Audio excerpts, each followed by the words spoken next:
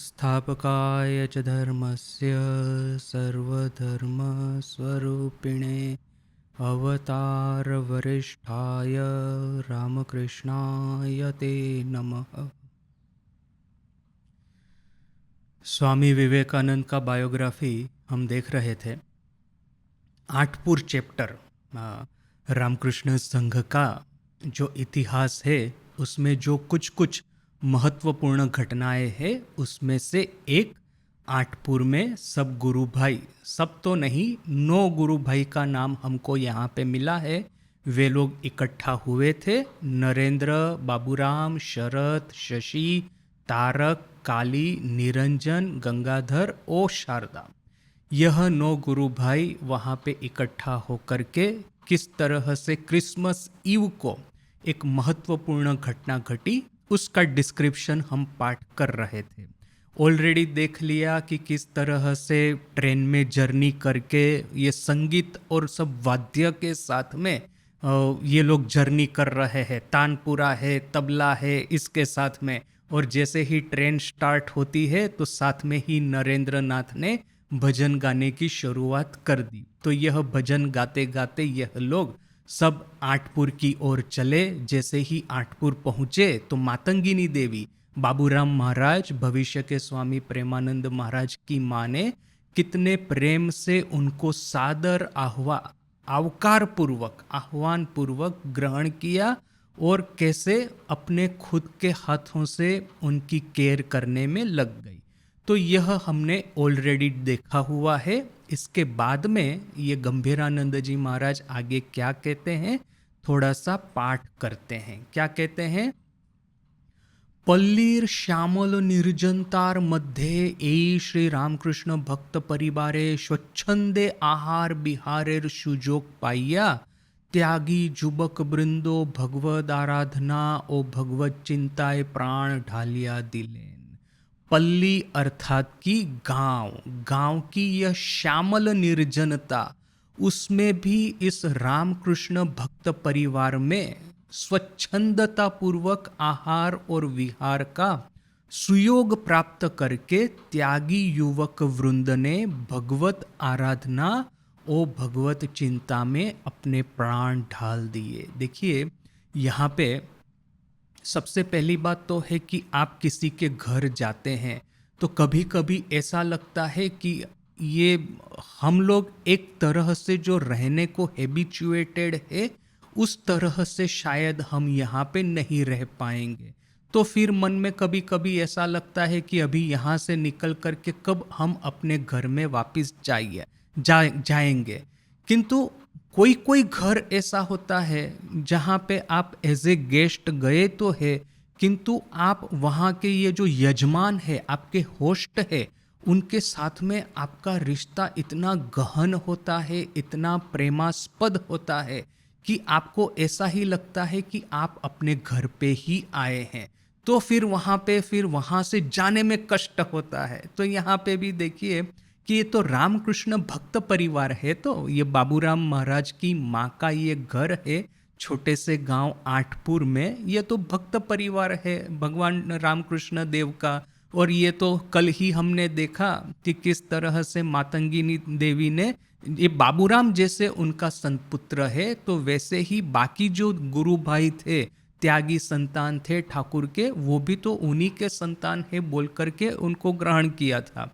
यानी कि इनको ऐसा ही लगा ये 9 गुरु भाइयों को कि जैसे वो अपने ही घर आए हैं, अपनी ही माँ के घर आए हैं। तो इतना स्वच्छंदता पूर्वक उनको आहार और विहार करने को मिला था। और जैसे ही यह स्वच्छंदता मिली, एक फ्रीडम ऑफ माइंड मिला, फ्रीडम फ्रॉम एनी टेंशन कि मैं इस तरह से बात करूंगा तो यजमान को बुरा लग जाएगा, या इस तरह से आचरण करूंगा तो उनको बुरा लग जाएगा। यह सब टेंशन जैसे ही चला गया, वैसे ही मुक्त मन से यह लोग भगवत आराधना में मग्न हो गए। और यह सब करने में तो अपने स्वामी जी तो कोई पीछे नहीं है ना। स्वच्छंदता पूर्ण वो जो आचरण करते हैं, वो जो हमने काफ़ी कहानियाँ देखी है उनके अमेरिका के दिनों की। स्वामी विवेकानंद जब अमेरिका जाते हैं और जो उनके यह जो फ्रेंड होते हैं, एडमायरर्स होते हैं, फॉलोवर्स होते हैं, उनके घर पे रहने को जाते हैं। तो अभी और ये तो अमेरिका का कल्चर है ना, इंडिया के कल्चर से कितना डिफरेंट। और स्वामी जी तो फिर साधु है, यानी कि साधु को तो एक हैबिचुएशन होता है कि ये स्मशान में रहने का। ये वराहनगर मठ ये शिव जी का स्मशान ही तो था, वहाँ पे वो सांप रहते थे, वो निर्जन था, धूल मिट्टी पड़ी रहती थी। वो तो इसी तरह से तो स्वामी, और फिर बाद में उन्होंने प्रव्रज्या की, अर्थात कि पूरे भारत में भिक्षा मांगते मांगते घूमे हैं। कभी आज किसी धनी के घर रह रहे हैं, कभी किसी किसान की कुटिया में रह रहे हैं, और कभी ऐसा है कि पेड़ के नीचे भी रात बितानी पड़ी है। तो यह स्वामी जी का इतिहास है, वराहनगर मठ रूपी स्मशान में रहना और पूरे भारत में भ्रमण करना। अभी ये जो स्वामी जी की जो हैबिट थी कि किसी के माने नॉन एपोलोजेटिक जिसको कहते हैं, अनएपोलोजेटिक, मैं जो कुछ भी करूंगा उसके लिए मैं कभी भी एपोलॉजी अर्थात कि क्षमा प्रार्थना नहीं करूंगा। क्यों? क्योंकि मैं गलत तो कुछ कर नहीं रहा हूं। आपके जो कुछ नीति नियम होंगे उसको मैं फॉलो नहीं करता, उसका अर्थ थोड़ी ना है कि मैं गलत कर रहा हूं। देखिए कि वो स्वामी जी एक लेडी डिवोटी के घर अमेरिका में गए हैं भोजन करने के लिए। तो अभी वैसे तो अमेरिकन लोग स्मोकिंग करने में माहिर है, किंतु ऐसा एक कन्वेंशन है, सोशल एटिकेटी है कि जहाँ पे लेडीज उपस्थित है वहाँ पे स्मोकिंग नहीं करना है। और यह तो एक जनरल कन्वेंशन होता है। दूसरा एक था कि जिनके घर स्वामी जी गए थे वो लेडी पार्टिकुलरली स्ट्रिक्ट थी कि ये डिनर टेबल पर बैठ के तो स्मोकिंग बिल्कुल ही नहीं करना है। डिनर टेबल पे आप इकट्ठा हुए हैं, आप खाना खाइए, और फिर खाना खा करके जो पुरुष लोग हैं जिनको स्मोकिंग करना है तो ये सेपरेट स्मोकिंग रूम रहता है धनी लोगों के घर में, तो वहाँ पे जाके आप स्मोकिंग कीजिए, वरना तो ये सेकेंडरी इफेक्ट होता है ना स्मोक का, वो अपने लंग्स पे खराब असर डालता है। तो अभी ये हेल्थ के पॉइंट ऑफ व्यू से भी ये ठीक ही है कि स्मोकिंग के लिए सेपरेट कमरा रखा जाए, और एक सोशल एटिकेटी के हिसाब से भी ठीक है कि आप लेडीज़ के सामने स्मोक करेंगे तो लेडीज़ लोगों को क्या है, थोड़ा सा इंसल्ट जैसा उनको लगेगा।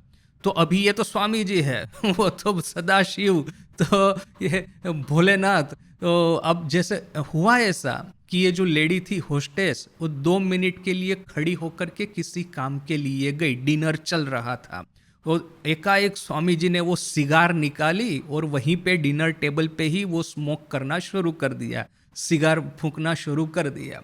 तो अभी सभी लोग एकदम डर गए, क्योंकि एक देखिए तो स्वामी जी के मुंह पे कुछ भी बोलना थोड़ा मुश्किल है। स्वामी जी की पर्सनालिटी ही ऐसी प्रचंड पर्सनालिटी थी, और सभी तो स्वामी जी के फॉलोवर्स ही है, तो ऐसा स्वामी जी के मुंह पे बोलना कि स्वामी जी स्मोक मत कीजिए, तो वो भी थोड़ा मुश्किल है। और दूसरा कि ये जो होस्टेस थी वो थोड़ी स्ट्रिक्ट थी, तो वो क्या बोल देगी अभी स्वामी जी को इंसल्ट हो जाएगा, वो भी तो ठीक नहीं है। तो सभी गेस्ट एकदम बेचारे स्टन होकर के फ्रीज हो गए कि अभी होता क्या है देखते हैं। तो यहाँ स्वामी जी ऐसा स्मोक कर रहे हैं, धुआं उड़ा रहे हैं, और यहाँ पे वो होस्टेस वापस आई, किसी काम के लिए गई होगी। तो जैसे ही वापस आई देखा कि स्वामी जी बिंदास डिनर टेबल पे बैठ के वो चिरूट फूंक रहे हैं, चिरूट ने सिगार वॉटेवर। तो वो तो एकदम गुस्से से आग बबूला हो उठी और चिल्ला के बोली, स्वामी don't you know that we should not smoke on this dinner table, are you a chimney और आर यू ए ह्यूमन? माने आप चिमनी है ना कि ह्यूमन है? चिमनी अर्थात पता है ना, अमेरिका में ठंड बहुत पड़ती है, तो फिर वहाँ पे ये फायर प्लेस होता है, तो वहाँ पे ये लकड़ियाँ जलाते हैं, तो लकड़ियों का जो स्मोक होता है वो चिमनी के माध्यम से वो निकल जाता है, वरना स्मोक यदि घर में वो फैलेगा तो फिर वो एस्फिक्सिया हो जाएगा, ये कार्बन डाइऑक्साइड पॉइजनिंग हो जाएगा, विच इज़ वेरी डेंजरस। कुछ जलाते हैं लकड़ी वगैरह, लोग्स वगैरह, तो उसका आउटलेट, स्मोक का आउटलेट होना चाहिए। तो ये सभी अमेरिकन घरों में चिमनी जैसा होता है। तो इसने कहा कि आप क्या चिमनी है क्या कि इस तरह से धुआं फेंक रहे हैं चारों ओर? तो स्वामी जी ने कहा कि नहीं, मैं तो चिमनी नहीं हूं, किंतु मेरे पास में चिरूट है जो कि चिमनी का काम करती है। तो स्वामी जी ने ऐसा हंसी मजाक करके बोल दिया कि वो होस्टेस भी थोड़ी ठंडी हो गई। क्योंकि क्या है, देखिए स्वामी जी के भीतर में तो वो पर्सनालिटी है ना, आप उनको ऐसा करके उनके साथ में मिसबिहेव नहीं कर सकते। इवन यदि वो मजाक करके भी स्वामी जी उत्तर दे तो फिर माने उनकी पर्सनालिटी इसके पीछे में इस तरह से रहती है भैरव की, कि आप उनके साथ में ज़्यादा तर्क वितर्क नहीं कर सकते हैं। तो वो होस्टेस भी चुप हो गई और यहाँ पे स्वामी जी आराम से वो चिरुट फूंक रहे हैं। तो देखिए कि, और ये तो स्वामी जी अकेले, यहाँ तो सभी 9 के 9 गुरु भाई सब एक के बाद एक भैरव जैसे। वो उनका खाने का, पीने का, कपड़े पहनने का, कब वो स्नान करेंगे कब नहीं करेंगे, वह सब तो तपस्वियों जैसा था। तो अभी किसी के घर इस तरह के आप चले जाएंगे तो कोई भी होस्टेस होगी वहाँ घर की लेडी, वो तो बेचारी परेशान हो जाएगी कि किस तरह की इन सब की हैबिट है। खाना खाने के समय दिखते नहीं है, सबके लिए खाना रखना पड़ता है, कौन कब आएगा कब नहीं आएगा, किस तरह की बातें करेगा। ये जो स्वामी जी अखंडानंद जी को लेकर के ये ठाकुर के रहते रहते की ये बात है। ठाकुर सदैव वर्तमान थे, काशीपुर में ही थे शायद कैंसर की ट्रीटमेंट के लिए, और उस समय के ये गंगाधर महाराज और यही नरेन किसी एक डिवोटी के वहाँ पे गए और वो फिर मधुर भाव का, गोपी भाव का गीत गाने लगे। तो वो जो होस्ट था उनका यजमान, वो थोड़ा सा नाराज हो गया, बोलता है कि देखो मैं यहाँ पे ये सब लेडीज लोगों को लेके रह रहा हूँ, ये सब गोपी भाव का भजन यहाँ पे क्यों गा रहे हो, वो ठीक नहीं है। तो क्या है कि अभी एक सन्यासियों का जो आदर्श होता है और गृहस्थ का होता है, गृहस्थ अपनी ओर ठीक है कि एक बार आपने मैरिज कर लिया, फिर मधुर भाव की बातें करना वो फिर आपकी वाइफ को अच्छा नहीं लगेगा। और यहाँ पे सन्यासी है कि वो सदा निर्मल पवित्र हृदय है, उनके मन में यदि मधुर भाव के गीत भी गाते हैं तो 1% पाप भी, मलिनता भी उनको स्पर्श नहीं करेगी। तो क्या है कि ये सन्यास का एक आदर्श है, संसार का एक गृहस्थ का आदर्श है। सन्यासी किसी के घर रहने को जाएंगे तो वो गृहस्थ जो है वो बेचारे थोड़े तो परेशान हो ही जाएंगे। किंतु यहाँ पे देखिए कि मातंगिनी देवी वो ऑलरेडी ठाकुर के प्रति इतनी समर्पित थी कि ये त्यागी संतानों के जितनी भी ये वो आप क्या कहेंगे कि विचित्रताएं होंगी, ये इडियोसिंक्रेसीज होंगी, सब कुछ जैसे कि उन्होंने प्रेम से ग्रहण कर लिया। तो इस तरह से आहार और विहार में स्वच्छंदता का सुयोग प्राप्त करके त्यागी भक्त वृंद, ये सोशल एटिकेटी की टेंशन नहीं है, ये टेंशन नहीं है, वो टेंशन नहीं है, तो टेंशन मुक्त जब हो गए तो फिर भगवत चिंतन और भगवत आराधना में वे लोग मग्न हो गए। प्राण ढाल करके उन्होंने साधना करना शुरू कर दिया। श्री रामकृष्णेर भालोबाशा, उपदेश, आदर्शो, जीवन ओ ताहार अर्पित दाय इत्यादि ई ताहादेर अबिराम आलोचनार विषय होइलो। श्री रामकृष्ण का प्रेम, श्री रामकृष्ण का उपदेश, उनका आदर्श, उनका जीवन और उनके द्वारा अर्पित रिस्पॉन्सिबिलिटी, जवाबदारी, इसके बारे में अविराम आलोचना करना ही इनका कार्य हो गया। देखिए ऊपर वाला टॉपिक, उसमें और एक पॉइंट ऐड कर देता हूँ, यह भक्त लोगों के घर जाकर के रहना। देखिए स्वामी जी जब सेकंड टाइम अमेरिका गए थे तो शुरू में ये वो जो किसी किसी के घर रहते तो थे। अब जैसे कि ये मिसिस हैंसब्रो है, तो मिसिस एलिस हैंसब्रो, तो वो स्वामी जी की बहुत अच्छी डिवोटी थी, किंतु स्वामी जी ये भी समझ गए कि इतना वैसे ही इन लोगों का बड़ा परिवार है, फिर ये उनके वहाँ पे रहना हो सकता है कि उनको लंबे टाइम तक रहना उनको थोड़ा सा मुश्किल हो। उसके बाद में स्वामी जी गए सैन फ्रांसिस्को, तो वहाँ पे भी वो एक दो जगह पे ऐसा रहे तो सही, किंतु फिर उनको समझ में आ गया कि उनको यदि स्वच्छंदता पूर्वक एक फ्रीडम से रहना है, क्योंकि जब उनको क्लासेस लेने हैं तो फिर क्लास के आसपास में ही स्वामी जी का पूरा तो रूटीन बना रहेगा ना। क्लास समाप्त होने के बाद में ही खाना खाना है, उससे पहले मेडिटेशन वगैरह जो कुछ भी है वो सब करना है। तो फिर स्वामी जी ने ठीक किया कि एक भाड़े से मकान लेंगे, वहाँ पे जा कर के रहेंगे, ये होम ऑफ ट्रूथ जहाँ पे स्वामी जी रह रहे थे, तो वहाँ पे नहीं रह करके वो एक सेपरेट घर भाड़े करके रहेंगे। तो टर्क स्ट्रीट बोल करके एक जगह थी, वहाँ पे एक अपार्टमेंट था, तो वहाँ पे मोस्ट प्रोबेबली सेकंड या थर्ड फ्लोर पे स्वामी जी ने अपार्टमेंट भाड़े किया, और ये मिसिस एलिस हेंसब्रो और स्वामी जी और ये होम ऑफ ट्रूथ की जो संचालिका थी, यह तीनों लोग वहाँ पे रहने के लिए गए। और देखिए कि वहाँ के दिनों की जो सब घटनाएं हैं, इतनी सुंदर सुंदर घटनाएं हैं। एक दिन ऐसा हुआ कि स्वामी जी क्लास का टाइम हो गया है, स्वामी जी क्लास में जा रहे हैं, तो जिस पैसेज में से जा रहे हैं, तो वहाँ से वो किचन के सामने से जा रहे थे, तो एकाएक उन्होंने देखा कि एलिस हेंसब्रो वो स्वामी जी के लिए अभी भी वो सुबह का ब्रेकफास्ट जो होता है ना, वो ब्रेकफास्ट बना रही थी। वो ब्रेकफास्ट भी अभी क्या है कि बिकॉज कि हम लोगों का एक छोटा सा ग्रुप है, इसके लिए मैं बताता हूँ। जनरली यह सब बोलने को जाएंगे तो लोगों को बुरा लगता है। क्या है कि स्वामी जी के लिए मीट जो होता है उसका ब्रोथ बना रही थी, अर्थात कि उसका जूस बना रही थी। तो अभी मीट को क्या करना है, मांस को क्या करना है कि लंबे समय तक उसको उबालना पड़ता है, जिससे कि उसके जितने भी पोषक तत्व है वह सब रिलीज होकर के ये जूस में आ जाए। तो लंबे टाइम तक उसको उबालना है। तो स्वामी जी ने कहा कि देखा कि एलिस हेंसब्रो ये ब्रोथ बना रही है मीट का, तो कहा कि अरे क्लास का टाइम चालू हो गया, क्लास का टाइम हो गया है, आप अभी भी खाना पका रही है। तो एलिस हेंसब्रो ने कहा स्वामी जी मैं आज थोड़ा सा देरी से स्टार्ट किया है, तो अभी थोड़ा देरी हो जाएगा, और आप ही के लिए बना रही हूँ। मेरे लिए बनाती तो अभी छोड़ के चली आती, किंतु आपके लिए तो बना रही हूँ, तो क्लास मिस करके भी मैं पहले तो आपके लिए ब्रोथ बना दूंगी। तो स्वामी जी कहते हैं अच्छा अच्छा, स्वामी खुश खुश हो गए। स्वामी जी कहते okay okay, I will meditate for you. देखिए मेडिटेशन का क्लास था, राजयोग का क्लास था, स्वामी जी मेडिटेशन सिखाने वाले थे। अभी जो डिवोटी उनका, जो कि उनके लिए, उनकी सेवा करने के लिए मेडिटेशन छोड़ करके खाना पका रहा है, स्वामी जी कहते हैं कि I will meditate for you, मैं आपके लिए ध्यान करूंगा।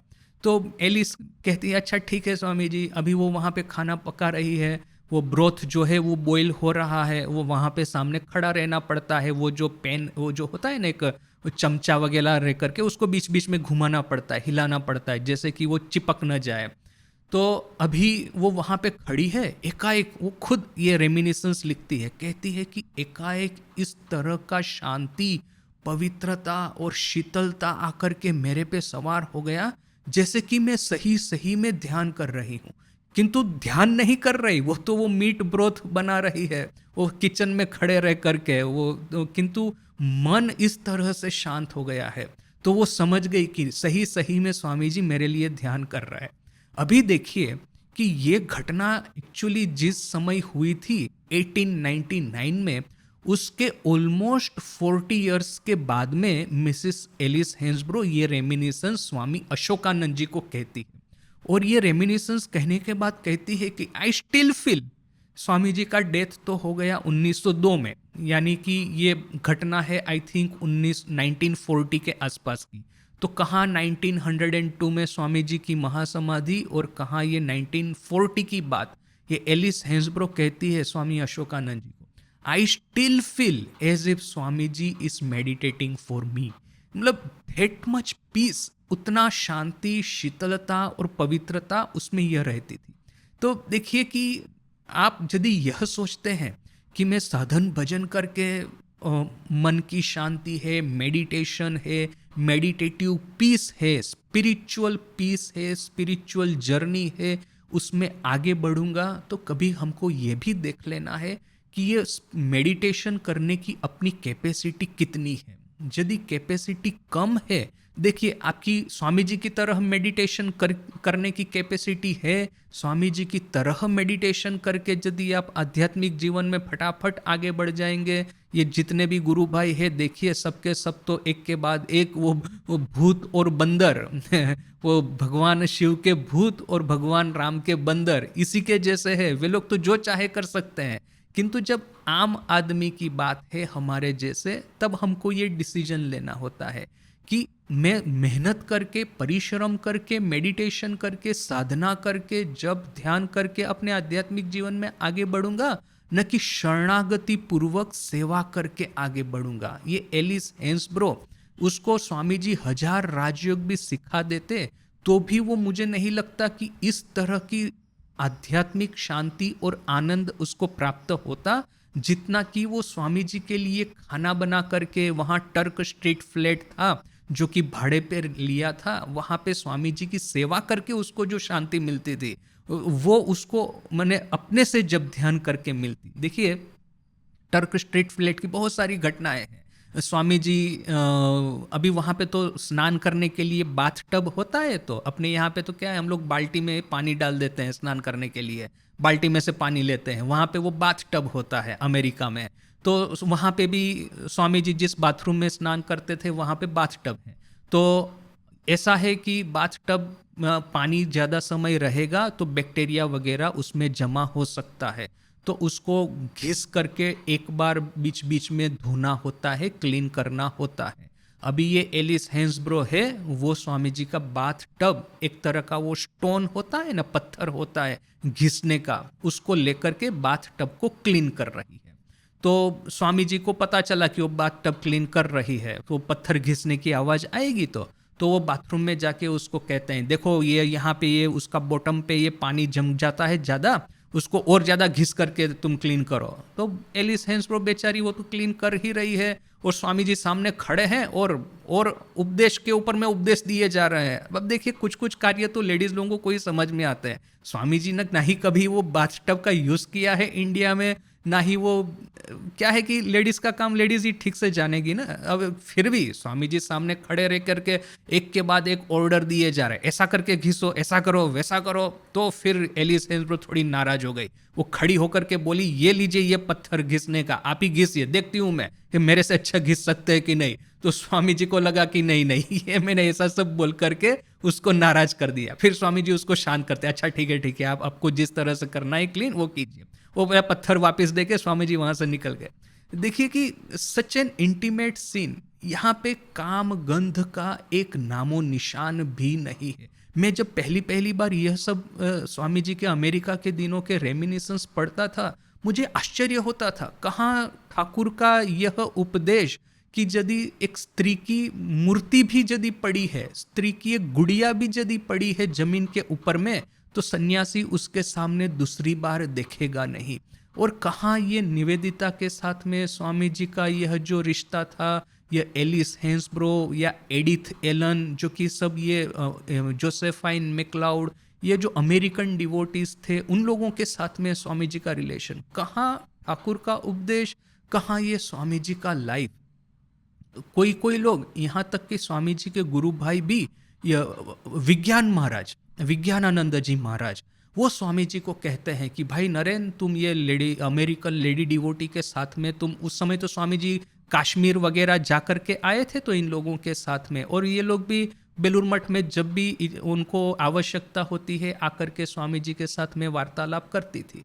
तो विज्ञान महाराज स्वामी जी को कहते हैं कि अच्छा नरेन, अच्छा भाई, ये ठाकुर ने तो यह सब हमको कहा है कि स्त्रियों से तो बिल्कुल ही दूर रहना है, और तुम इतना क्लोजली ये लेडी डिवोटीज के साथ में मिक्स हो रहे हो, तो क्या ये ठीक है? तो जैसे ही विज्ञान महाराज ने ऐसा कहा, स्वामी जी का चेहरा लाल हो गया। अब देखिए, मैंने नाराज तो हो ही जाएंगे, दो चीज है, एक तो दुख भी होता है कि उनका खुद का गुरु भाई उनके ऊपर में इस तरह से संदेह की उंगली चींधे, वो तो एक बात है। दूसरा कि स्वामी जी किस तरह से बताइए अपने गुरु भाई को कि उन्होंने साधना, तपस्या और त्याग और वैराग्य की जिस चरम शिखर पे बैठे हैं, वहां पे ये लिंग भेद जो है, ये जेंडर डिस्क्रिमिनेशन, वो कब का चला जाता है। स्वामी जी इनको आत्मन के रूप में ही देखते हैं, नहीं कि स्त्री और पुरुष के रूप में। तो उस लेवल पे बैठ करके निर्विकल्प समाधि प्राप्त करने के बाद में स्वामी जी इन लोगों के साथ में इस तरह से वार्तालाप करते हैं। माने ये साथ में रहना उसके ऊपर में से।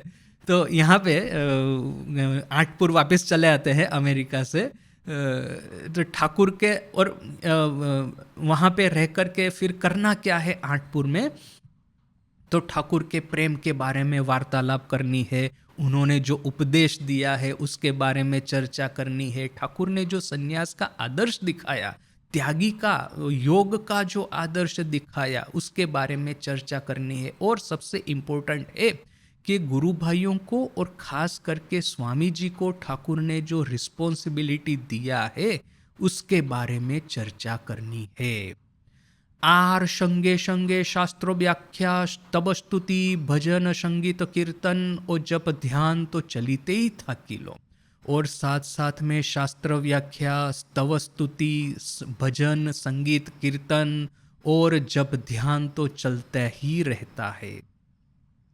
এই রূপ একটা জমাট ভাবের আকর্ষণে তাহারা নিজ নিজ পৃথক অস্তিত্ব হারাইয়া नरेंद्रनाथेर परिचालनाय एक अखंड चैतन्य सत्तार परिणत होइलेन। इस तरह से एक जमाट भाव अर्थात कि मन कंडेंस्ड स्पिरिचुअल एटमॉस्फियर, उसमें यह लोग अपने को डुबा दिए और अपना अलग अलग अस्तित्व हार करके भूल करके नरेंद्रनाथ की परिचालना में, नरेंद्रनाथ की लीडरशिप में एक अखंड चैतन्य सत्ता में परिणत हुए। देखिए ये कितना अगेन गंभीरानंद जी के वो जो कुछ कुछ हाईली लिटरली हाईली ब्यूटीफुल जो स्टेटमेंट होते हैं उसमें से यह एक कि जब आप ये नो डायरेक्ट डिसाइपल है वो मिल करके उन लोगों की साधना, उन लोगों की तपस्या और फिर उन लोगों का यह शास्त्र चर्चा और नरेंद्रनाथ की लीडरशिप, यह सब मिलकर के इस तरह का कंडेंस्ड स्पिरिचुअल एटमॉस्फेयर तैयार हुआ है। यह जो स्पिरिचुअलिटी है, स्पिरिचुअल पावर है, ऐसा घनीभूत हो गया है वहाँ पे कि यह लोग अपना अपना ये जो इंडिविजुअल एग्जिस्टेंस है, पृथक पृथक अस्तित्व, वह भूल करके एक अखंड चैतन्यमय सत्ता में परिणत हुए हैं।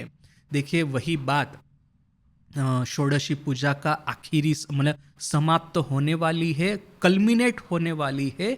उस समय माँ और ठाकुर दोनों समाधि मग्न हो गए और फिर उच्च आध्यात्मिक अवस्था में जाकर के दोनों एक दूसरे में विलीन हो गए, दोनों का आध्यात्मिक मिलन हुआ। वो जिस तरह से सुंदर रूप से गंभीरानंद जी वो स्टेटमेंट लिखते हैं, वैसा ही यह एक कि आध्यात्मिकता जब बढ़ती जाती है तब ये जो मेरा स्मॉल आई है धीरे धीरे करके लार्जर आई में विलीन होता जा रहा है। तो फिर हमको ऐसा लगेगा ही नहीं कि मैं सेपरेट हूँ, यह एक ग्रुप जो है ठाकुर का उससे मैं सेपरेट हूँ, ऐसा लगेगा ही नहीं। हालांकि सबकी अपनी अपनी इडियोसिंक्रेसीज है, सबके अपने अपने संस्कार है, सबकी अपनी अपनी स्ट्रॉन्ग पर्सनालिटीज है, जो कि ये वराहनगर मठ के दिनों की जैसे जैसे चर्चा करेंगे पता चलेगा कि ये ऐसा नहीं है कि ये लोग सब ये ब्रेनलेस ऑटोमेटन है, नरेन ने उनको ब्रेन वॉश करके हिप्नोटाइज करके अपना एक गुलाम जैसा बना के रखा है। महापुरुष महाराज, ये बाबूराम महाराज, ये योगेन महाराज, सबके तो अपने अपने एक भैरव जैसे हैं, और ठाकुर के भूत ये बंदर और भूत इस तरह के हैं, उनका ब्रेन वॉश आप नहीं कर सकते। किंतु इन स्पाइट ऑफ दैट इतनी स्ट्रॉन्ग पर्सनालिटी को आपको सेक्रीफाइस करके एक लार्जर होल में मर्ज करवा देना, it requires such a level of dedication and spiritual practice. इहारई मध्ये 24 डिसेंबर एक अचिंतनीय घटनार फले 8 पूर्व श्री रामकृष्ण संघेर इतिहासे अविस्मरणीय होया उठिलो। इसी के बीच में 24 दिसंबर का दिन, 24 दिसंबर क्रिसमस ईव का दिन, एक अचिंतनीय घटना, एक यूनिक इवेंट की वजह से 8 पूर्व यह गांव है वह रामकृष्ण संघ के इतिहास में अविस्मरणीय अनफॉरगेटेबल होकर के बन गया। संधार अनेक परे बाहिरे धुनी ज्वाल्या नक्षत्रो खचितो उज्ज्वल मुक्ताकाशेर निम्ने त्यागी श्री रामकृष्ण संतान वृंदो ध्याने निमग्न होइलेन। संध्या के अनेक बाद त्याग, ये जो घर के बाहर में एक जगह पे, वीरान जगह पे धुनी जला करके नक्षत्र खचित उज्ज्वल मुक्ताकाश, नक्षत्र खचित अर्थात नक्षत्र अर्थात कि ये तारे हैं, गैलेक्सीज है वगैरह, तो ये तारों से भरा हुआ उज्जवल मुक्त आकाश अर्थात कि ओपन स्काई। अब ये नाइट स्काई जो है वो उज्जवल कैसे होगा? तो नाइट स्काई ये जो तारों का जो प्रकाश है उससे झगमगा रहा है। तो ये तारों के प्रकाश से झगमगता हुआ ओपन स्काई, उसके नीचे में यह त्यागी श्री रामकृष्ण संतान वृंद, इन लोगों ने ध्यान में निमग्न हुए। जस्ट इमेजिन कि वैसे ही तो छोटा सा गांव है, वैसे ही तो वहाँ पे वो पॉपुलेशन बड़ी कम है, वहाँ पे ये लोग निर्जन एक जगह पे बैठे हैं, ऊपर में खुला आकाश है तारों से भरा हुआ, और नीचे में धुनी जलाई हुई है, और इस धुनी के चारों ओर यह गुरु भाई एक सर्कल में बैठे हुए हैं। कभी जब ध्यान कर रहे हैं, कभी शास्त्र चर्चा कर रहे हैं, कभी एक वार्तालाप कर रहे हैं। कितना सुंदर दृश्य। मैं जब रांची में काम करता था तो मुझे रांची में, वो तो ट्राइबल एरिया है, वहाँ पे पोल्यूशन है नहीं शहर का इतना ज़्यादा कुछ। तो शहर में यदि आप आकाश में देखेंगे ना, आपको तारे इतने सारे नहीं दिखेंगे क्योंकि एयर पोल्यूशन बहुत ज़्यादा होता है। किंतु ये ट्राइबल एरिया है, वहाँ पे चले जाए जहाँ पे ये व्हीकल्स बहुत कम होते हैं, वहाँ पे रात को आप आकाश देखेंगे तो इतना वो माने तारों से भरा हुआ दिखेगा कि आप आश्चर्यचकित हो जाएंगे कि क्या आकाश में इतने तारे भी है कि नहीं। तो मैं कभी कभी वहाँ ट्राइबल एरिया में रात को रुकता था। तो क्या होता था कि अभी सभी लोग तो जमीन पे बैठने को हैबिचुएटेड है ट्राइबल लोग, किंतु मैं तो साधु था वहाँ शहर से गया था, तो मेरे लिए ये लोग बड़ा मेहनत करके कुर्सी का जुगाड़ करके रखते थे। ट्राइबल एरिया में तो छोटी छोटी कुटिया ही तो होती है ना, फर्नीचर के नाम पे बेचारों के पास में कुछ नहीं होता, बहुत ही डेस्परेटली पुअर लोग थे यह सब। तो अभी कुर्सी का जुगाड़ करना भी मुश्किल था, किंतु अभी मैं उनको पता था कि ये महाराज आज रात को रहने वाले हैं, तो फिर ये लोग मेरे लिए स्पेशल कुर्सी का जुगाड़ करके रखते थे। मुझे पहले ही पूछ लेते थे कि आप बकरा खाएंगे कि चिकन खाएंगे उस समय में यह सब नॉनवेज खाता था, तो ये पहले से ही वो नॉनवेज खाना वो ठीक करके रखेंगे, बढ़िया सा चाय बना करके रखेंगे। मुझे चाय पीना अच्छा लगता है, सबको पता है। तो वहाँ पे रात को मेरे लिए कुर्सी लगाया है और वो वहाँ पे इस तरह से धुनी जलाया है, क्योंकि क्या है कि रात को बहुत ठंड लगता है। वैसे ही तो हिली एरिया है, और ये मैं जो बात बता रहा हूँ वो दिसंबर के महीने की है, बहुत ही ठंड हो जाती है वहाँ पे। मैं ऐसा स्वेटर पहन करके भी, शॉल पहन ओढ़ करके भी वहाँ पे बैठता हूँ, फिर भी मुझे ठंड लगता है। और ये ट्राइबल लोग बिना किसी शर्ट के वहाँ पे बैठे हुए हैं, विच इज़ वेरी सरप्राइजिंग। किंतु क्या है, अभी उनका फिजिकल स्ट्रक्चर और हम लोग शहर में बड़े हुए हैं, हम लोग ये थोड़े से क्या कहेंगे डेलिकेट है उनकी कंपेयर में, तो मुझे ये स्वेटर भी पहनना पड़ता था, शॉल भी ओढ़नी पड़ती थी, और फिर ये हाथ में ये गर्म चाय का कप है, और मैं कुर्सी पे बैठा हूँ, यहाँ सामने वो धुनी जल रही है और सब ट्राइबल लोग उसके आसपास में बैठे हैं।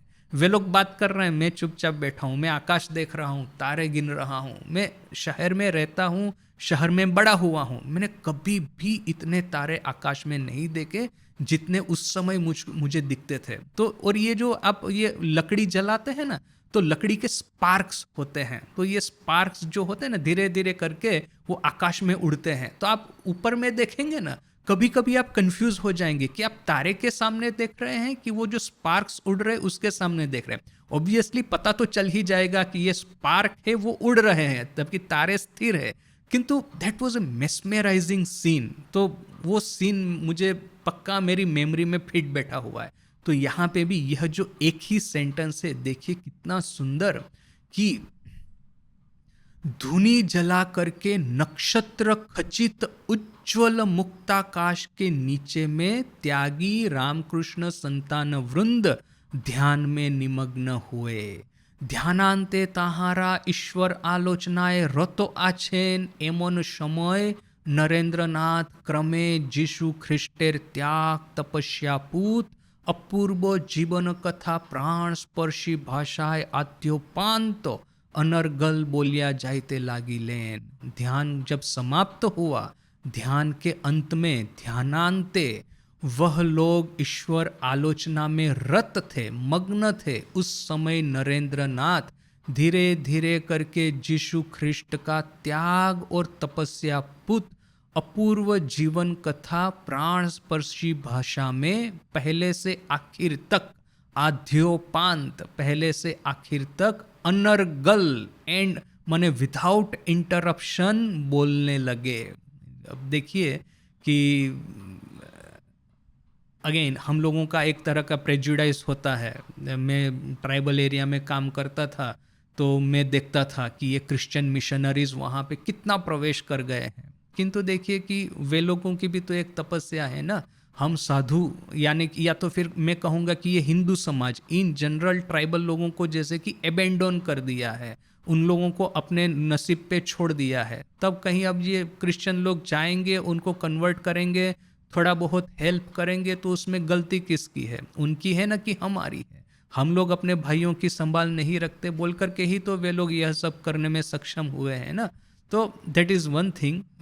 वो अपना एक प्रेजुडाइज साइड पे रख दे यदि, तो यहाँ पे एक सुंदर दृश्य कि जीसस का लाइफ थोड़ा बहुत तो स्टडी किया है मैंने, और क्रिश्चियनिटी का हिस्ट्री जो है वो भी मैंने स्टडी किया है। तो मैंने हमेशा यह पाया है कि अर्ली क्रिश्चियनिटी है वो त्याग, तपस्या और ये सेक्रीफाइस में उनका मतलब दूसरी मिसाल मिलना मुश्किल है।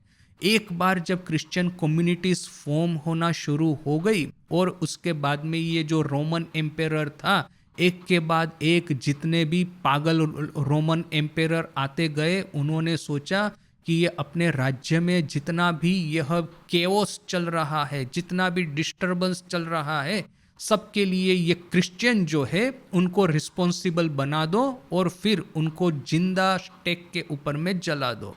तो इन लोगों को पकड़ पकड़ करके ले जाते थे एरिना, अर्थात कि एक सर्कस जैसा होता है, बहुत सारे लोग वहाँ पे बैठे हैं, और उन लोगों का मेंटालिटी ही इस तरह का था कि किसी को मारेंगे, टॉर्चर करेंगे, जिंदा जलाएंगे, तो लोगों को बड़ा एंटरटेनमेंट मिलता था। तो लोगों के एंटरटेनमेंट के लिए तो ये सब क्रिश्चियन लोगों को पकड़ के ले आते, एक ओर से ये क्रिश्चियन लोगों को प्रवेश करवाते हैं एरिना में, और दूसरी ओर से ये सिंह है, ये बियर है, ये शेर है, इस तरह के हिंसक प्राणियों को छोड़ेंगे, और फिर यह क्रिश्चियन लोग दौड़ेंगे और ये हिंसक प्राणी उनका शिकार करेंगे।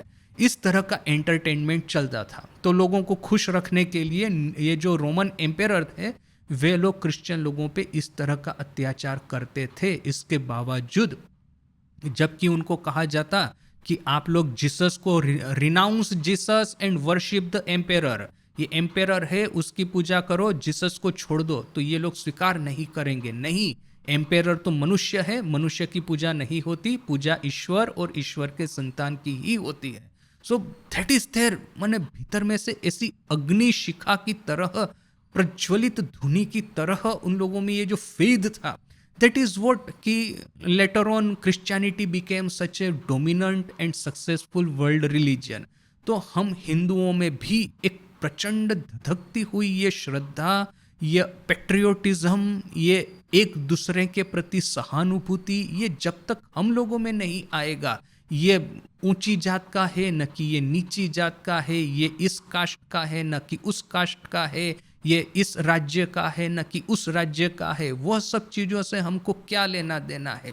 यदि वो हिंदू है, मैं हिंदू हूँ, तो हम दोनों भाई भाई ही हैं। ये स्वामी जी कहते हैं ना कि इस्लाम का ये सबसे बड़ा गुण जो है जिसको कि हम हिंदुओं को लेने की ज़रूरत है, वो क्या है? That is the sense of brotherhood. जिस क्षण आप ये यहाँ पे ये नीची जात का है, यहाँ पे ये है, जिस क्षण उसने ये क्रिश्चियनिटी या इस्लाम अपना लिया, साथ साथ में ही वो हम हिंदुओं के साथ में समकक्ष हो जाता है। जो नीची जाति के जिस आदमी को हम अपने घर में नहीं आने देते थे, जिस क्षण उसने क्रिश्चियनिटी या इस्लाम अपनाया, हम उसको अपने घर में बुला लेंगे। क्यों? क्योंकि क्रिश्चियन या मुस्लिम जो है वे लोग नीची कास्ट के अभी नहीं रहे। तो स्वामी जी कहते हैं ये किस तरह का पागलपन है? उस आदमी को, बेचारे को आपका समकक्ष होने के लिए अपना धर्म परिवर्तन करना पड़ता है। ये किस तरह का पागलपन हिंदुओं में घुस गया है? तो यहाँ पे भी यह जो ये मिशनरी रिलीजन जो होते हैं और ये जो ट्रेडिशनल रिलीजन जो होते हैं, इनमें यह फर्क होता है। आज देखेंगे कि दुनिया में दो ट्रेडिशनल रिलीजन है, इस अर्थ में कि इस रिलीजन में पार्टिसिपेट करने के लिए आपको यूजुअली उस धर्म में जन्म ग्रहण करना होगा। तो एक है जुडाइज्म, दूसरा है हिंदुइज्म। यह दोनों traditional religion non missionary religion है। तो यह एक हो गए, दूसरा हो गया मिशनरी रिलीजन। वो प्रारंभ हुआ था बुद्धिज्म से, यही हिंदुइज्म का ही एक डिस्टेंट ऑफशूट, यही बुद्धिज्म। स्वामी जी कहते हैं ना कि Buddhism is a rebel child of Hinduism and Christianity is a distant offshoot. तो ये रेबेल चाइल्ड ऑफ हिंदुइज्म, ये बुद्धिस्ट लोगों ने गांव गांव, शहर शहर, देश विदेश जाकर के लोगों को कहा कि भगवान बुद्ध को अपनाइए, निर्वाण को अपनाइए। सो बुद्धम शरणम गच्छामि, धम्मम शरणम गच्छामि, संघम शरणम गच्छामि। तो इस तरह से बुद्धिज्म जहाँ जहाँ पे भी जाता है लोगों को इक्वल बना करके ये ब्रदरहुड का मैसेज फैलाता है। Similarly Christianity is a missionary religion, similarly Islam is a missionary religion, कि वहाँ पे ये लोग एक्टिवली जाकर के धर्म प्रचार करते हैं, एक्टिवली जाकर के लोगों को कन्वर्ट करने के लिए इंस्पायर करते हैं। तो स्वामी जी कहते हैं कि मेरे जीवन का आदर्श है कि मुझे हिंदुइज्म को एक अग्रेसिव मिशनरी रिलीजन बनाना है।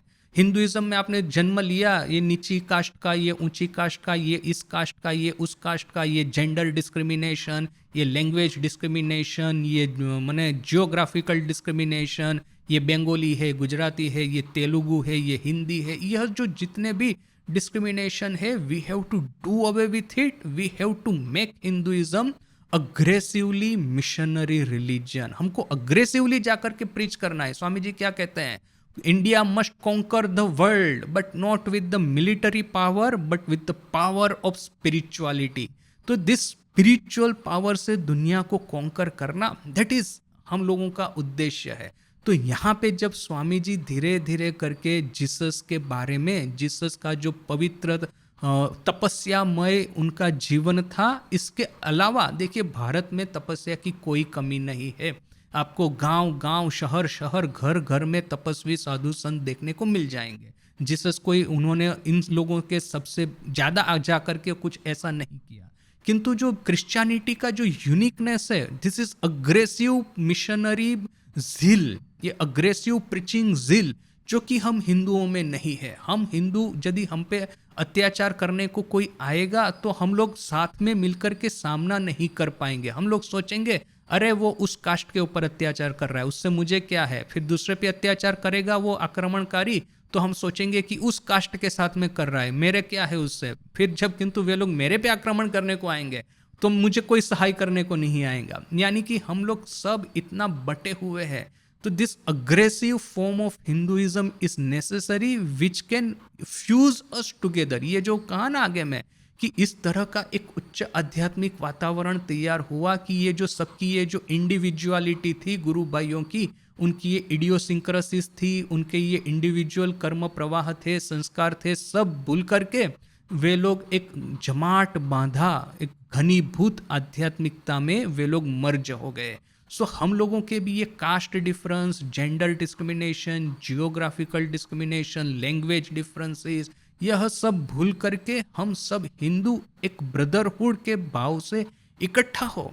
We can fuse our identity together. Patriotism इतना स्ट्रांग हो, that is what aggressive Hinduism requires. तो यहाँ पे भी कि जिस तरह से नरेन ने जीसस के त्याग और तपस्या पूर्ण अपूर्व जीवन की कथा प्राण स्पर्शी भाषा में पहले से आखिर तक बोलने लगे, तो वैसे ही सभी गुरु भाइयों के मन में भी यह जागृत हो गया कि किस तरह से हमको भी ये हिंदुइज्म को इस तरह से आगे बढ़ाना है। तारपर सेंट पॉल हईते आरंभ करिया विभिन्न त्यागी शिष्यदेर अक्लांत परिश्रम और आत्मविसर्जनेर फले की रूपे ख्रिस्ट धर्म और ख्रिस्ट संप्रदाय प्रचारित और प्रसारित हईलो, ताहार इतिहास वर्णना करिया तेनी गुरु भ्राता दिग के एक त्यागैश्वर्य मंडित प्रेरणामय नवीनो राज्य लैया गेलेन एवं सकलेर निकट साग्रह आवेदन जालाइलेन, ताहाराओ जेनो जीशु ख्रिस्ट और तदीय शिष्यवृंदेर न्याय पवित्र जीवन गठन पूर्वक उहा जगत कल्याणे उत्सर्गो करीते पारे। पूरा एक पैराग्राफ एक सेंटेंस में। तो पहले तो जीसस का खुद का लाइफ है, वो स्वामी जी ने बताया कि किस तरह से उनका लाइफ त्याग तपस्या से पूर्ण था। किंतु this is nothing unique. Bharat में आप गांव गांव शहर शहर घर घर आपको त्यागी तपस्वी और साधक मिल जाएंगे। किंतु क्रिश्चियनिटी का जो यूनिकनेस है वो जीसस की क्रूसिफिकेशन के बाद में प्रारंभ होता है। क्या कहते हैं गंभीरानंद जी, जीसस के बाद में सेंट पॉल से प्रारंभ करके विभिन्न त्यागी शिष्यों के यानी जीसस के एपोस्टल के अक्लांत परिश्रम और आत्मविसर्जन के परिणाम स्वरूप फल स्वरूप किस तरह क्रिश्चियनिटी और क्रिश्चियन संप्रदाय प्रचारित और प्रसारित होने लगा, उसका इतिहास वर्णना करके स्वामी जी गुरु भ्राताओं को एक त्यागैश्वर्य त्याग रूपी ऐश्वर्य मंडित प्रेरणामय नवीन राज्य में ले गए और सबके सामने आग्रह पूर्वक निवेदन किया कि वे लोग भी यीशु ख्रिस्ट और उसके शिष्य वृंद यानी जीसस और उनके एपोस्टल उनकी तरह पवित्र जीवन गठन करके जगत कल्याण में इस पवित्र जीवन को उत्सर्गित करें। सेंटेंस लंबा है किंतु भाव जो है उसका बड़ा सिंपल है। स्वामी जी के जीवन का यह ड्रीम था कि हिंदुइज्म को भी, जो कि आज स्टेटिक बना हुआ है, एक ट्रेडिशनलिस्ट बना हुआ है, भूतकाल में रहता है, उसमें से इसको निकाल करके एक अग्रेसिव मिशनरी रिलीजन बनाए। और अग्रेसिव मिशनरी होने के लिए हमको तो सबसे पहले अपना घर ठीक करना होगा। तो यहाँ पे स्वामी जी क्या कहते हैं कि शिष्यों को कहा कि तुम लोग पवित्र जीवन गठन करो और इस पवित्र जीवन को फिर गठन करके बिल्डअप करके आपका कैरेक्टर, आपकी स्पिरिचुअलिटी उसको बिल्डअप करके देन इसको आप एक लार्जर पर्पस के लिए सेक्रीफाइस करो। तो जिस तरह से एक इंडिविजुअल को ये बात करनी है कि इंडिविजुअल को अपना कैरेक्टर फॉर्म करके उसको लार्जर पर्पस के लिए सेक्रीफाइस करना है, तो वैसे ही स्वामी जी कहते हैं ना, वो एक लड़का स्वामी जी के पास में साधु होने को आया, तो स्वामी जी कहते हैं कि बुद्ध के पास में तो त्याग करने के लिए राज्य था, तुम्हारे पास में त्याग करने के लिए है क्या कि तुम त्याग करके साधु बनोगे? पहले तो त्याग करने के लिए कुछ अर्जन करो, उसके बाद में साधु बनो। तो यहाँ पे भी ये बात मैंने रांची में बहुत महसूस की। मैं सोचता था कि मैं ट्राइबल लोगों को हेल्प करूंगा, किंतु हर समय मैं अपनी ही ओर देख करके मैं थोड़ा डर जाता था कि ऐसा मेरा कौन सा स्किल सेट है, न कि ऐसा कौन सा मेरा पर्सनालिटी स्ट्रेंथ है कि मैं इन लोगों को हेल्प कर पाऊंगा। जो कुछ भी है वो रामकृष्ण मिशन मेरे पीछे में खड़ा है बोल करके ही तो मैं थोड़ा बहुत कर पा रहा हूँ। तो प्रत्येक क्षण मुझे मेरी ये जो क्या कहेंगे कि लैक ऑफ एबिलिटी मुझे पल पल महसूस होती थी। तो हियर ऑल्सो हमको एक संपूर्ण रूप से अपना चरित्र बनाएंगे नहीं तो फिर आप लोगों के लिए कल्याण के लिए क्या उत्सर्गित करेंगे? तो वो तो एक बात है।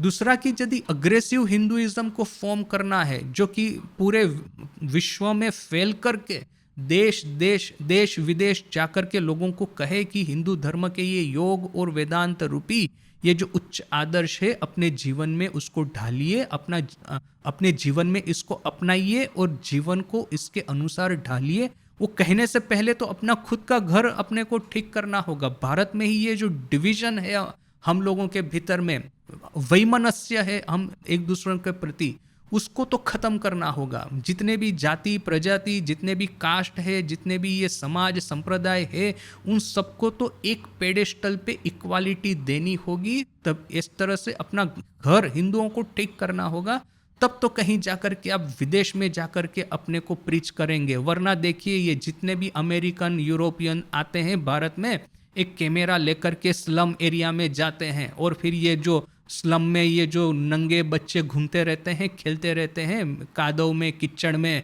उनके फोटो लेकर के वो हमें वहाँ के बड़े बड़े न्यूज़पेपर में, मैगजीन में आर्टिकल लिखते हैं कि हाउ डर्टी हिंदूज आर। तो फिर उसको देख करके हमको गुस्सा भी बहुत आ जाता है कि कहाँ हिंदू लोगों का ये इतना सुंदर सिविलाइजेशन, भव्य प्राचीन सिविलाइजेशन है, ये अपना इतना हाई मैंने फिलोसॉफिकल रिलीजन है, ये अपनी ये जो सक्सेस स्टोरीज है, इसरो है वगैरह वगैरह, वो नहीं देख करके स्लम में जा करके वो नंगे बच्चों के पिक्चर लेता है और उसको प्रोपेगेट करता है। तो मैं कहता हूं कि इस तरह से वो विदेशियों पे गुस्सा करने से क्या लाभ है। आप खुद जाइए स्लम एरिया में, आप खुद जाइए, बच्चों को हेल्प कीजिए। उनको यदि आप अपने खुद के पेडेस्टल पे लेकर के नहीं आएंगे तो विदेशियों को ये कहना कि भारत में आकर के पॉवर्टी जो है, पॉवर्टी टूरिज्म, मैंने रिसेंटली एक आर्टिकल पढ़ा था, दिल्ली में ये पॉवर्टी टूरिज्म चलता है। कुछ कुछ ये टूर गाइड होते हैं, ये अमेरिकन लोग, धनी अमेरिकन जो होता है ना, धनी यूरोपियन, वे लोग इस तरह के टूर गाइड का कांटेक्ट करते हैं कि हमको पॉवर्टी देखनी है, पॉवर्टी देखने के लिए ले जाओ। क्योंकि क्या है, इन लोगों के पास में इतना रुपया है कि ये बड़ी से बड़ी होटल जो बुर्ज खलीफा 7 स्टार होटल, फिर ये यदि रिजॉर्ट में पिकनिक करने के लिए जाना है तो स्विट्जरलैंड जाएंगे, वो ये सब करेंगे, सर्फिंग करेंगे हवाई जा करके, यानी कि लग्जरी का तो चरम सीमा उन्होंने देख लिया। तो भारत में क्यों आएंगे? तो भारत में वो पॉवर्टी देखने के लिए आएंगे। तो ये पॉवर्टी टूरिज्म, तो ये कुछ कुछ टूर गाइड रहते हैं, वे लोग ये अमेरिकन और यूरोपियन धनपति जो होते हैं, उन लोगों को दिल्ली के स्लम में लेके जाएंगे, और ये नंगे बच्चे हैं, वो गरीब है, वो जो कादो कीचड़ में खेल रहे हैं, वो ऐसे लोगों को जाकर के मिलाएंगे। और ये धनी लोग भी उन लोगों के साथ में फोटो लेकर के बड़ा ही आनंद करेंगे कि हाँ, हमने ये थर्ड वर्ल्ड में जाकर के ये नेटिव किस तरह से रहते हैं वो देखा। अभी ये मैंने जब पढ़ा मुझे बड़ा गुस्सा आ गया, मैंने कहा ये क्या है, नाटक चल रहा है। किंतु फिर देखिए, गुस्सा ही करना है तो मैं थोड़ी ना वो टूर गाइड पे गुस्सा करूंगा, थोड़ी ना वो जो अमेरिकन यूरोपियन आते हैं पॉवर्टी टूरिज्म करने के लिए उन पे गुस्सा करूंगा। मुझे तो गुस्सा अपने पे करना चाहिए, अपने देश बांधवों पे करना चाहिए कि इन लोगों को हेल्प नहीं करके हम लोग अपना एक बंद कमरे में, जैसे कि एक छोटा सा एक कम्युनिटी हमने बना लिया है, इंसुलर कम्युनिटी, उसमें रह रहे हैं और अपने ही ये भाई बहनों की ये जो पुकार है, उनकी ये जो कष्ट की आवाज़ है वो नहीं सुन पा रहे हैं। सो ये पहले तो हमको अपना घर ठीक करना है और उसके बाद में हिंदुइज्म को अग्रेसिव मिशनरी हिंदुइज्म बनाना है। सो दिस इज मैंने one of this turning point in Ramakrishna Mission. इसके बाद में भी है इस घटना में काफ़ी कुछ, तो जो कि अभी हम नेक्स्ट क्लास में देखेंगे। ओम शांति शांति शांति, हरि ओम तत्सत। श्री राम कृष्णार्पणमस्तु।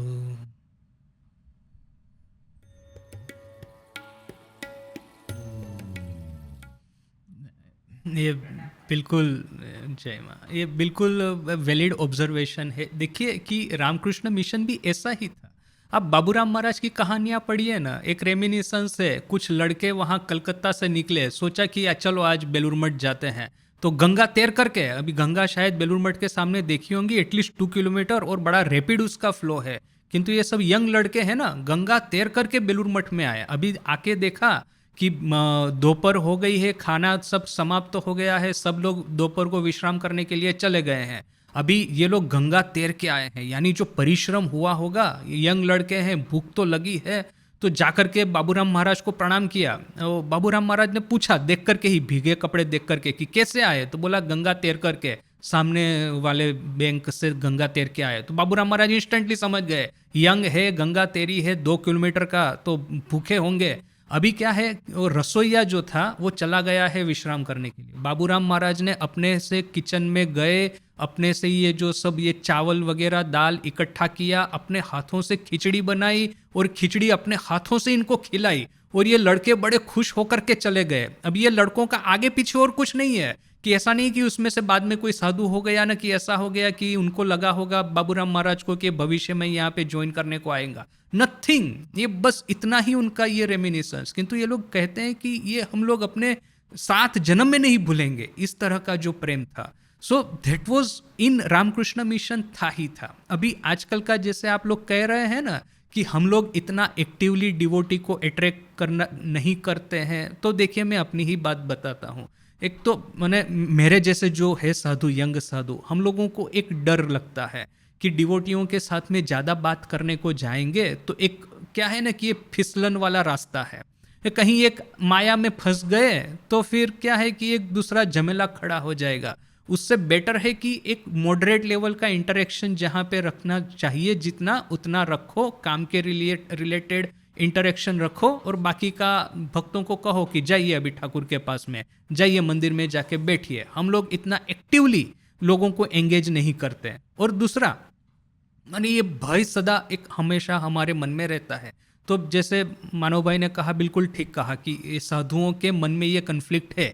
एक और है कि ये ठाकुर कहते हैं कि त्याग, तपस्या, भक्तों के साथ में ज़्यादा मिलना जुलना नहीं, एकांत में रहना है, जब ध्यान करना है वगैरह वगैरह, एक एक इनर लाइफ है जो कि ठाकुर हमको समझाते हैं। दूसरा, ये स्वामी जी, बाबूराम महाराज, अखंडानंद जी, शशि महाराज, जो एक भव्य ट्रेडिशन है रामकृष्ण संघ की, कि भक्तों के साथ में, दरिद्र नारायण के साथ में इंटरेक्शन करने की, उनकी सेवा करने की, वो है। So that conflict always comes. और देखिए कि मैं तो कहता हूं कि this is a beauty of Ramakrishna Mission rather than a liability. This is an asset of Ramakrishna Mission. यदि आप इस कन्फ्लिक्ट को ट्रांसेंड कर गए ना, तो आप साधुलाइफ तैर जाएंगे। ये मैंने हमेशा देखा है कि कन्फ्लिक्ट जैसे ही आएंगे, ये चैलेंज जैसे ही आएंगी, वैसे ही you will step up to face the challenge. अभी चैलेंज ही नहीं है, आपका एक वन डायरेक्शन फिलोसॉफी है कि हाँ चलो लोगों को कैसे भी करके पकड़ के ले आना है, नंबर्स बढ़ाने हैं, there are no other conflict. तो होगा क्या, पता है कि चैलेंज है नहीं, वन डायरेक्शन में आप जा रहे हैं, परहैप्स यू माइट नॉट, इतना स्पिरिचुअली शायद आप इवॉल्व नहीं होंगे। तो ये मेरा एक पर्सनल मानना है। कि दूसरा कि देखिए कि रामकृष्ण साहित्य को पढ़कर के कन्फ्यूजन होता है, वो तो जग जाहिर है। और इसीलिए मैं अपने क्लास में कहता हूँ कि अपने को एक फ्रेमवर्क तैयार करके देखना है कि ठाकुर का जो भी उपदेश है that is much more relevant to spiritual, individual spiritual life. माँ का जो उपदेश है, जीवन है, वो कम्युनिटी लाइफ रिलेटेड है। और स्वामी जी का जो है that is related to civilizational scale. तो इस तरह से हमको फ्रेमवर्क बना करके एक दूसरे के साथ में फिट करना है। ये जो आप बोल रहे हैं ना कि देखिए, मैंने भी इस बात को थोड़ा सा ध्यान दिया है। मुझे ऐसा लग रहा है ना, स्वामी जी ने जब रामकृष्ण मिशन की स्थापना की, अब ओरिजिनली जो रामकृष्ण मोनेस्टिक ऑर्डर है उसकी स्थापना करने के समय तो वो मोनेस्टिक ऑर्डर ही था, नेसेसरीली वो मोनेस्टिक ही उसमें पार्टिसिपेट कर पाएंगे गवर्नेंस वगैरह में। किंतु Ramakrishna Mission is such a body कि वहाँ पे गृहस्थ और सन्यासी दोनों उसमें पार्टिसिपेट कर सकते हैं। आज भी आप रामकृष्ण मिशन की ये एनुअल मीटिंग होती है, बहुत सारे डिवोटीज जो कि मिशन में मेंबर है, वे लोग जाते हैं, मीटिंग अटेंड करते हैं। तो यह क्या है, even with in Christianity also, कि ये हाउस होल्डर और ये क्लर्जी एंड हाउस होल्डर्स, ये दोनों एक साथ में उन्होंने इन अ टेंडम वे लोग आगे बढ़े हैं। हम लोगों के यहाँ पे क्या है कि सन्यासी और गृहस्थ, इनके बीच में एक तरह का एक हार्मोनियस, एक कोऑर्डिनेशन होना चाहिए, ऐसा शायद मुझे नहीं दिख रहा है। या तो फिर over last few years, few decades, पिछले 20-30 साल में थोड़ा सा कम हो गया है। स्टार्टिंग में अच्छा था, अभी शायद इतना नहीं है। देखिए, ये एक रेवोल्यूशनरी आइडिया था कि बहुत सारे यंग लड़के यहाँ पे आते हैं, साधु नहीं हो पाते, तो किंतु फिर भी वे लोग त्याग तपस्या के रास्ते पे चलना चाहते, सेवा के रास्ते पे। तो क्यों नहीं वे लोग बाहर से संन्यास ले। वो बाहर से संन्यास लेने में कोई एज लिमिट वगैरह नहीं रहेगा, और उन लोगों का एक सेकंड ऑर्डर एस्टैब्लिश करे। तो इसको लेकर के काफ़ी मैंने आर्ग्यूमेंट भी बहुत हुआ था, काउंटर आर्ग्यूमेंट भी बहुत हुआ था। तो मुझे नहीं लगता कि ये आइडिया ज़्यादा सक्सेसफुल रहेगा। मेरी दृष्टि से ये जो हाउस होल्डर जो है ना, उन लोगों का एक यह संघ जैसा होना चाहिए, अपार्ट फ्रॉम ये रामकृष्ण मिशन जो कि एक फॉर्मल ऑर्गेनाइजेशन है। क्योंकि बहुत सारे डिवोटी वॉलंटियर यहाँ पे काम करने को भी आएंगे ना, उन लोगों को वो फ्रीडम नहीं मिलता, क्योंकि नेसेसरीली साधु लोगों का यहाँ पे एक मोनोपोली जैसा है। अभी आपको कहेंगे कि इस तरह से काम करना है, तो आपका ईगो बड़ा कंट्रोल में रहना चाहिए। अब जैसे बकुलेश भाई की बात कर रहे हैं ना, बकुलेश भाई को शायद आपने देखा होगा, मैंने तो देखा है काफ़ी नज़दीक से, कि साधुओं के साथ में बात करेंगे ना, एकदम विनम्रता पूर्वक कहेंगे। एक साधु एक बात करेगा, दूसरी साधु दूसरी बात करेगा, दोनों में हाँ हाँ महाराज जो आप कह रहे हैं ठीक है। इवन एक साधु 2 बार 2 अपोजिट बातें करेगा, तो उसमें भी हाँ महाराज जैसा आप कहे वैसा ही करेंगे। सो अपने को एक ढाल देने की कैपेसिटी है, बोल करके वो साधुओं के साथ काम कर पाते हैं। किंतु सबका ऐसा नहीं होता। वे लोग साधुओं में डिफेक्ट्स खोजना शुरू करेंगे, साधुओं में कॉन्ट्राडिक्शन खोजना शुरू करेंगे, तो साधु लोग नाराज हो जाएंगे, बोला यार तुम हाउस होल्डर हो और हमको उपदेश दे रहे हो। सो बेटर है कि एक पैरेलल ट्रैक जैसा उन लोगों के लिए एक सिस्टम बने, वेर वे लोग अपनी एनर्जीज को डाल करके कुछ लोग मैंने रामकृष्ण भावधारा का प्रचार प्रसार का कार्य करे। सो एक second parallel track is necessary. This is what church has mastered. और हम लोगों का अभी ऐसा हो गया है कि एक्सक्लूसिवली मोनेस्टिसिज्म की ओर जा रहा है। अभी monastic by necessarily it will be few in number. अब साधुओं की संख्या बढ़ाएंगे ना तो बड़ा भयानक है। मतलब एलिजिबिलिटी के बिना साधु हो जाना, फिर अपने भी तकलीफ में जाएंगे, संघ को भी बदनाम करेंगे। ऑलवेज बेटर कि ये जो मिडल लेवल पे आते हैं, कि संसार में अभी वे लोग एक लेवल पे आ गए हैं, चलो अपना फैमिली लाइफ सेटल हो गया है, फाइनेंशियली मोर और लेस सिक्योर है, now I want to give something, contribute something. So ऐसे बहुत सारे लोग हैं। So why not to have a framework for them in a systematic manner, they can contribute something. Otherwise आप आश्रम में जाके बैठेंगे तो वहां पे महाराज बैठे, उनके सामने आपको बैठे रहना है। महाराज जैसा बोलेंगे ऐसा करो तो ऐसा करना है, ऐसा करो तो ऐसा करना है। और इवन अब जैसे राजकोट में वो डिस्पेंसरी है तो डिस्पेंसरी में एक दो वॉलंटियर बैठे रहते हैं, तो बेसिकली उनको वही करना है जो डिस्पेंसरी इंचार्ज कहते हैं, या तो फिर एक पर्टिकुलर रूटीन टास्क ही करना है, उससे आगे पीछे और कुछ सोचना नहीं है। सो उनकी एनर्जीज प्रॉपर वो ये नहीं होती, मैनिफेस्ट नहीं होती। सो this is what I believe. देखिए मैं भी एक फनी इंसिडेंट बताता हूँ। यहाँ पे वो पापाल एम्बेसडर आया था ना, मैंने बताया था बीच में, मैं गया था उसको मिलने के लिए, मीटिंग जैसा रखा था। तो वेटिकन का एम्बेसडर अभी क्या है, उसके साथ में तो ऐसा कुछ मतलब इंटरेस्टिंग कुछ नहीं मतलब वो था, किंतु अदर देन दैट मैंने ये उन लोगों का स्ट्रक्चर देखा। बहुत सारे लोग डेलीगेट्स आए हुए थे चर्च के आसपास के। और आंध्र प्रदेश ये कन्वर्जन में गढ़ है, ये मतलब ये रांची, केरल, आंध्र प्रदेश, ये ट्राइबल एरिया में भयानक कन्वर्जन होता है। तो कहाँ कहाँ से ये सब डेलीगेट आए हैं, तो मैं पूछ रहा हूँ। सब लोग सफ़ेद बफेद कपड़े पहन के वो ये बांधते हैं ना, वो गले में क्रॉस पहन के ऐसा करके। तो मैं पूछता हूँ are you a monastic clergy, यानी कि अनमेरिड ऐसा रह के। बोला नहीं नहीं हम तो हाउस होल्डर है, ये तो यहाँ पे आए बोल करके ये सफ़ेद कपड़े पहन लिए हैं। तो मैंने कहा अच्छा तो काम क्या करते हैं। बोलते हैं कि मुझे ये एरिया दे दिया है, वहाँ पे मुझे ये प्रचार प्रसार करना है, और मेरा जीवन का एम्बिशन क्या है, वहाँ पे एक चर्च खड़ा हो। जहाँ पे चर्च है वहाँ पे तो और भी आगे बढ़ना है, किंतु जहाँ पे चर्च नहीं है वहाँ पे मुझे चर्च बनाना है, लोगों को अट्रैक्ट करना है। ये मेरा लाइफ का मिशन है। मैं मेरी मीटिंग करता हूँ, संडे मास होता है तो 10 लोग आते हैं, विच इज़ वेरी गुड। पहले कोई नहीं आता था, अभी मैं 20 तक ले जाऊँगा, 30 तक ले जाऊँगा, उसके बाद में फॉर्मल चर्च खड़ा करेंगे। मैंने कहा वेरी गुड, ये आदमी है, एक लड़का ही है, यंग लड़का है, ऐसा नहीं है कि is a formal clergy of Catholic church, वो ऐसे ही हाउस होल्डर ही है, किंतु वो एरिया का एम्पावरमेंट उसको दे दिया है। तो अब ये लोग जो फॉर्मल क्लर्जी जो है वे लोग कहाँ जा पाएंगे, वो तो लिमिटेड रहेगा ना उनका रीच। और ऐसे लोग भी तो कम बनेंगे ना, पूरा लाइफ अनमेरिड रहना है, कितने लोग रह पाएंगे इस तरह से डिसिप्लिन में। तो is necessarily few in number, किंतु डेलीगेट इतने सारे थे, सब लोग एक एक एरिया को रिप्रेजेंट कर रहे हैं, सब लोग उस एरिया में उनका प्रचार प्रसार का काम चल रहा है। तो ये देख करके मैं आश्रम में आया, और आश्रम में आकर के दूसरे ही दिन यहाँ का जो एक वर्कर है उसके साथ में मैं बात कर रहा था। तो वो वर्कर मुझे बता रहा है, महाराज आपको पता है यहाँ पे वो एक डिवोटी आता था, एक लड़का, पता है वो अभी क्या कर रहा है। मैंने बोला क्या कर रहा है। बोला वो वहाँ पे जाकर के ठाकुर के नाम पे लेक्चर दे रहा है, देखिए कितना बड़ा गलत काम कर रहा है। साधुओं को लेक्चर देना चाहिए ना कि वो लड़का जाके ठाकुर का नाम के लेक्चर दे रहा है। माने इन लोगों को इतना शौक लग गया था कि एक हाउस होल्डर लड़का जाकर के लेक्चर दे। लेक्चर तो साधु ही देंगे, गृहस्थ लोग वॉलंटियर को कभी लेक्चर देते देखा है?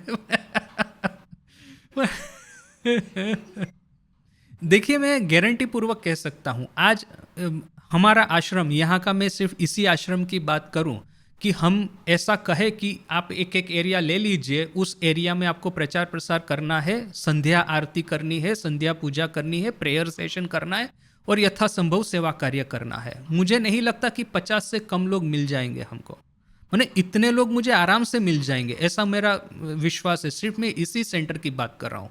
कंपेयर टू दैट अभी होता क्या है, हम 5 साधु है, 5 साधु में से कोई भी आश्रम छोड़ के कहीं नहीं जाता, 5 पूरा टाइम आश्रम में ही रहते हैं। आश्रम के 10 मिनट आप बाहर जाकर किसी को पूछेंगे कि ये रामकृष्ण मिशन क्या है, तो आपके सामने देखेगा वो क्या रामकृष्ण मिशन।